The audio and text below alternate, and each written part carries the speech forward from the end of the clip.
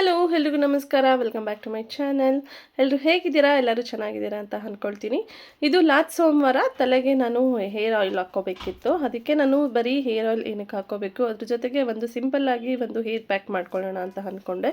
ನಾನಿಲ್ಲಿ coconut oil ಜೊತೆಗೆ ಒಂದು 2 ಸ್ಪೂನ್ ಅಲೋವೆರಾ ಜೆಲ್, ಹಾಗೆ ಮನೆಯಲ್ಲೇ ಉಳಿ ಬಂದಿರೋಂತಹ ಕರ್ಡ್ ಏನಾದ್ರು ಇದ್ದರೆ ಅದು ಒಂದು 2 ಸ್ಪೂನ್ ಹಾಕ್ಕೊಂಡು ಚೆನ್ನಾಗಿ ಮಿಕ್ಸ್ ಮಾಡಿಕೊಂಡ್ರೆ ಈ ರೀತಿ ಒಂದು ಕ್ರೀಮ್ ರೆಡಿ ಆಗುತ್ತೆ. ಇಲ್ಲಿ ಕರ್ಡ್ ಬದಲು ಯೋಗರ್ಟ್ ಕೂಡ ಆ್ಯಡ್ ಮಾಡ್ಕೊಬೋದು. ಇವಾಗ ನಾವು ಹೇಗೆ ಹೇರ್ ಆಯಿಲ್ನ ಅಪ್ಲೈ ಮಾಡ್ಕೊಳ್ತೀವಿ ಅದೇ ರೀತಿ ನಾನು ಹೇರ್ಗೆ ಇದನ್ನು ಅಪ್ಲೈ ಮಾಡ್ಕೊಳ್ತೀನಿ.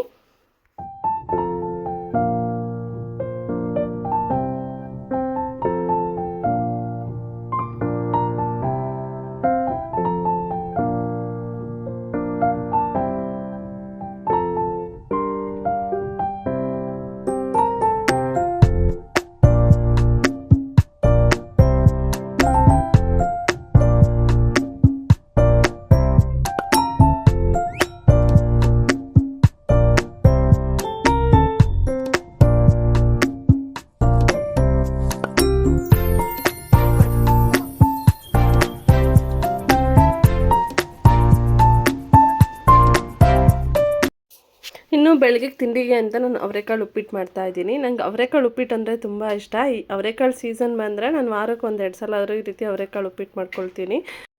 ಮೊದಲು ನಾನಿಲ್ಲಿ ಒಂದು ಪಾತ್ರೆಯಲ್ಲೇ ನೀರನ್ನ ಕಾಯಕ್ಕೆ ಇಟ್ಕೊಂಡು ಅದಕ್ಕೆ ಒಂದು ಬಟ್ಲು ಅವರೆಕಾಳು ಹಾಗೆ ಸ್ವಲ್ಪ ಉಪ್ಪು ಹಾಕ್ಬಿಟ್ಟು ಬೇಯಿಸ್ಕೊಳ್ತಾ ಇದ್ದೀನಿ. ಕಾಳೆಲ್ಲ ಬೇಯೋ ಅಷ್ಟರಲ್ಲಿ ನಾನು ರವೆ ಹುರ್ಕೊಳ್ಳೋಣ ಅಂತ ಪಕ್ಕದಲ್ಲೇ ಒಂದು ಬಾಣಲಿ ಇಟ್ಕೊಂಡು ರವೆ ಹುರ್ಕೊಳ್ತಾ ಇದ್ದೀನಿ. ಕೆಲವರು ಇದ್ಕಿದ ಅವರೆಕಾಳನ್ನ ಹಾಕ್ಕೊಂಡು ಕೂಡ ಉಪ್ಪಿಟ್ಟು ಮಾಡ್ಕೊಳ್ತಾರೆ. ನನಗೆ ಇದ್ಕಿದ ಅವರೆಕಾಳಿಗಿಂತ ನನಗೆ ಈ ರೀತಿ ಕಾಳನ್ನ ಹಾಕ್ಕೊಂಡು ಮಾಡ್ಕೊಳ್ಳೋದ್ರಲ್ಲೇ ತುಂಬ ಇಷ್ಟ. ಹಾಗಾಗಿ ನಾನು ಜಾಸ್ತಿ ಈ ರೀತಿನೇ ಮಾಡ್ಕೊಳ್ಳೋದು. ರವೆನ ಚೆನ್ನಾಗಿ ಹುರ್ಕೊಂಡಿದ್ದಾಯಿತು. ಇವಾಗ ಅದನ್ನು ನಾನು ಒಂದು ಪ್ಲೇಟಲ್ಲಿ ಹಾಕ್ಕೊಳ್ತಾ ಇದ್ದೀನಿ. ಇವಾಗ ನಾನು ಅದೇ ಬಾಣಲಿಗೆ ನಾನು ಉಪ್ಪಿಟ್ಟು ಮಾಡೋದಕ್ಕೆಲ್ಲ ಒಗ್ಗರಣೆ ಹಾಕ್ಕೊಳ್ತಾ ಇದ್ದೀನಿ.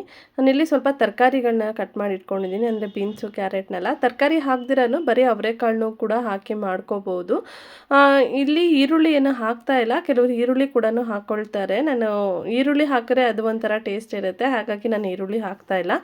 ಮೊದಲು ಸ್ವಲ್ಪ ಎಣ್ಣೆ ಬಿಸಿ ಆದಮೇಲೆ ನಾನು ಇದಕ್ಕೆ ಕಡಲೆಬೇಳೆ, ಉದ್ದಿನಬೇಳೆನ ಹಾಕ್ಕೊಳ್ತಾ ಇದ್ದೀನಿ. ಅದಾದಮೇಲೆ ಸ್ವಲ್ಪ ಸಾಸಿವೆ ಹಾಕ್ಕೊಳ್ತಾ ಇದ್ದೀನಿ. ಇಲ್ಲಿ ಜೀರಿಗೆ ಹಾಕ್ಕೊಂಡ್ರೂ ತುಂಬ ಟೇಸ್ಟ್ ಚೆನ್ನಾಗಿರುತ್ತೆ. ಜೀರಿಗೆ ಹಾಕ್ಕೊಂಡ್ರೆ ಗ್ಯಾಸ್ಟ್ರಿಕ್ ಏನು ಬರೋದಿಲ್ಲ. ನಾನು ಹಾಕೋದು ಮರ್ತೋಗ್ಬಿಟ್ಟೆ, ಅದು ಕೂಡ ಚೆನ್ನಾಗಿರುತ್ತೆ. ಎಲ್ಲ ಫ್ರೈ ಆದಮೇಲೆ ನಾನು ಒಂದಿಲ್ಲಿ 4 ಹಸಿಮೆಣಸಿನ್ಕಾಯಿ ಹಾಗೆ ಕರಿಬೇವಿನ ಸೊಪ್ಪು ಹಾಗೆ ಸ್ವಲ್ಪ ಹಸಿ ಶುಂಠಿನೂ ಕೂಡ ಕಟ್ ಮಾಡಿ ಹಾಕ್ಕೊಳ್ತಾ ಇದ್ದೀನಿ.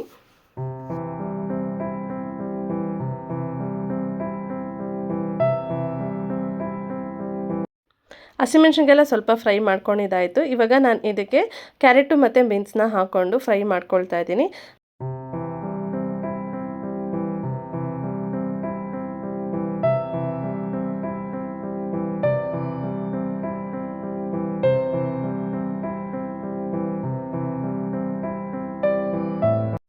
ಇವಾಗ ಇದಕ್ಕೆ ರುಚಿಗೆ ತಕ್ಕಷ್ಟು ಉಪ್ಪು ಹಾಕ್ಕೊಳ್ತಾ ಇದ್ದೀನಿ. ಈ ಟೈಮಲ್ಲಿ ಉಪ್ಪನ್ನ ನೋಡ್ಕೊಂಡು ಹಾಕ್ಕೋಬೇಕು, ಯಾಕಂದರೆ ನಾನು ಅವರೆಕಾಳು ಬೇಯಬೇಕಾದ್ರೂ ಕೂಡ ಸ್ವಲ್ಪ ಉಪ್ಪನ್ನ ಹಾಕಿರ್ತೀನಿ. ಆಮೇಲೆ ಉಪ್ಪು ಜಾಸ್ತಿ ಆಗಿಬಿಡುತ್ತೆ, ನೋಡ್ಕೊಂಡು ಹಾಕ್ಕೋಬೇಕು.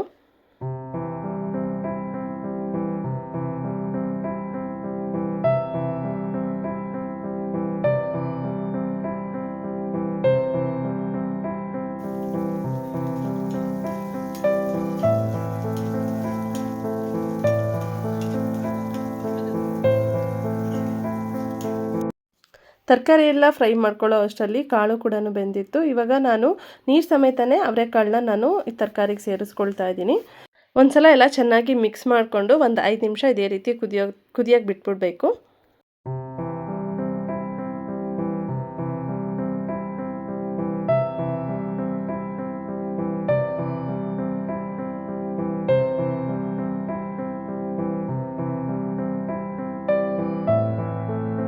ತರಕಾರಿ ಕಾಳು ಎಲ್ಲ ಚೆನ್ನಾಗಿ ಬೆಂದಿದ್ದಾಯಿತು. ಇವಾಗ ನಾನು ಇದಕ್ಕೆ ರವೆನ ಸೇರಿಸ್ತಾ ಇದ್ದೀನಿ. ಕೆಲವರು ಉಪ್ಪಿಟ್ಟನ್ನ ಉದ್ರಾಗಿ ಮಾಡ್ಕೊಳ್ತಾರೆ. ನನಗೆ ಉದ್ರಾಗಿಂತ ಮೆತ್ತಗೆ ಸ್ವಲ್ಪ ನೀರಂಗಿದ್ರೇ ಉಪ್ಪಿಟ್ಟು ಇಷ್ಟ, ಹಾಗಾಗಿ ನಾನು ಸ್ವಲ್ಪ ನೀರನ್ನ ಜಾಸ್ತಿ ಹಾಕ್ಕೊಂಡಿದ್ದೀನಿ.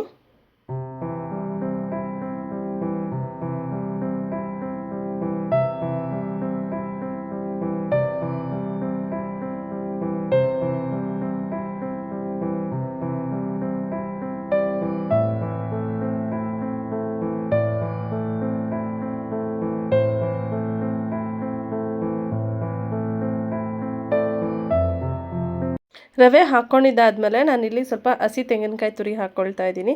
ತೆಂಗಿನಕಾಯಿ ತುರಿನ ಸ್ವಲ್ಪ ಜಾಸ್ತಿನೇ ಹಾಕ್ಕೊಳ್ತೀನಿ, ಅದು ಕೂಡ ಟೇಸ್ಟ್ ತುಂಬ ಚೆನ್ನಾಗಿರುತ್ತೆ. ಅದ್ರ ಜೊತೆಗೆ ನಾನು ಕೊತ್ತಂಬರಿ ಸೊಪ್ಪನ್ನು ಹಾಕ್ಬಿಟ್ಟು ಎಲ್ಲ ಒಂದ್ಸಲ ಚೆನ್ನಾಗಿ ಮಿಕ್ಸ್ ಮಾಡಿಬಿಟ್ಟು ಒಂದು 5 ನಿಮಿಷ ಪ್ಲೇಟ್ ಮುಚ್ಚಿ ಇಟ್ಬಿಟ್ರೆ ಉಪ್ಪಿಟ್ಟು ಚೆನ್ನಾಗಿ ಹೊಂದ್ಕೊಂಡಿರುತ್ತೆ.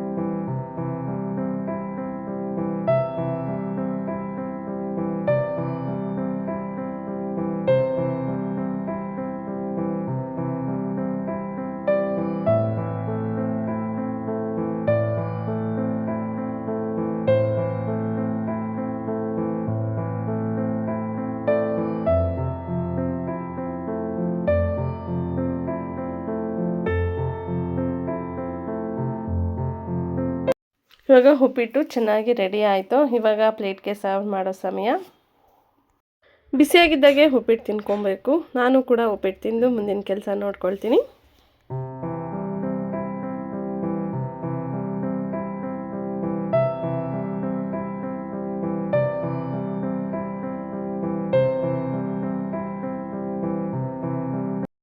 ನಮ್ಮ ಆರುಷಿ ಅಪ್ಪು ಸ್ಕೂಲ್ ಯೂನಿಫಾರ್ಮ್ ತೆಗೆದಿರಾ, ಟಿ ವಿಲಿ ಯಾವುದೋ ಸಾಂಗ್ ಬರ್ತಾಯಿತ್ತು, ಅದಕ್ಕೆ ಇವರಿಬ್ಬರು ನೋಡಿಕೊಂಡು ಡ್ಯಾನ್ಸ್ ಮಾಡ್ತಿದ್ದಾರೆ. ಅಂದರೆ ಬಂದಿರೋ ಸಾಂಗ್ ಬರ್ತಾಯಿತ್ತು, ಅದನ್ನ ನೋಡಿಬಿಟ್ಟು ಇವರು ಡ್ಯಾನ್ಸ್ ಮಾಡ್ತಾ ಇರೋದು.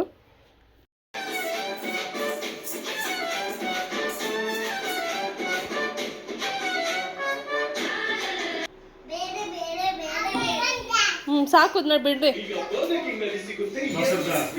ಇನ್ನು ಸಾಯಂಕಾಲ ಟೀ ಜೊತೆಗೆ ಬೋಂಡ ಮಾಡೋಣ ಅಂತೆಲ್ಲ ರೆಡಿ ಮಾಡ್ತಾಯಿದ್ದೀನಿ. ನಮ್ಮ ದೊಡ್ಡಮ್ಮ ನಾನ್ ವೆಜ್ ಏನು ತಿನ್ನೋದಿಲ್ಲ, ಈ ರೀತಿ ಬೋಂಡ ವಡೆ ಅಂದರೆ ಇಷ್ಟಪಡ್ತಾರೆ. ಹಾಗಾಗಿ ಅವರು ಇದ್ರಲ್ಲ ಅಂತ ಹೇಳಿ ಸ್ವಲ್ಪ ಬೋಂಡ ಮಾಡ್ತಾಯಿದ್ದೆ.